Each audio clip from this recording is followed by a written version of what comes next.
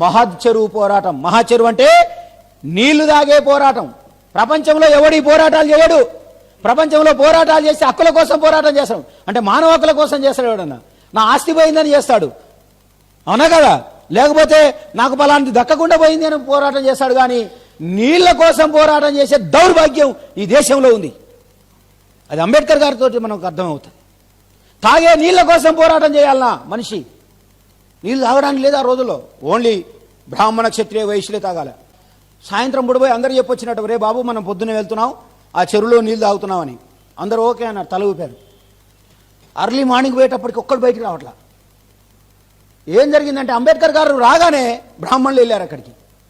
వెళ్ళి ఏం చెప్పారంటే, ఒరే నాయనా, మీరు పొరపాటున కనుక రేపు వెళ్ళి ఆ నీళ్ళలోకి దిగారనుకో, దిగినోడు దిగినట్టే రాయి అయిపోతాడు అని చెప్పారు.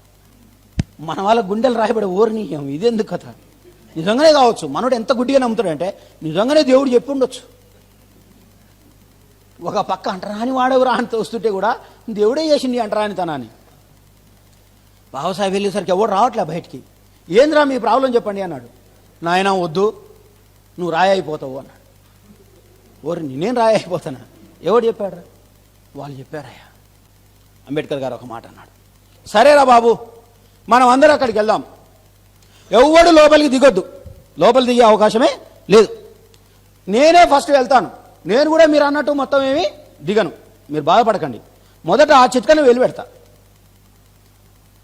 ఈ చిట్కని వేలు రాయి అయితే అందరం వెనుకకు వచ్చేద్దాం, చిట్కని వేలు రాయి కాకపోతే మాత్రం తాగుదాం. అప్పుడు వెళ్ళి ఆయన చేయి పెట్టి పైకి లేపాడు. ఏమ్రా రాయి అయిందా? అవలా. రెండు చేతులు దిగి నీళ్ళు తాగాడు. రాయి అయిందా?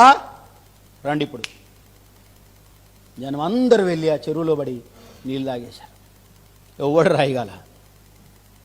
ఈ నీళ్లు మనల్ని తాకుండా చేసింది ఎవడరా అని అడిగాడు. మన ధర్మశాస్త్రం తగలబెట్టే అన్నాడు. మొత్తం మను ధర్మశాస్త్రాన్ని పట్టపగలు వేలాది మంది ముందు తగలబెట్టాడు.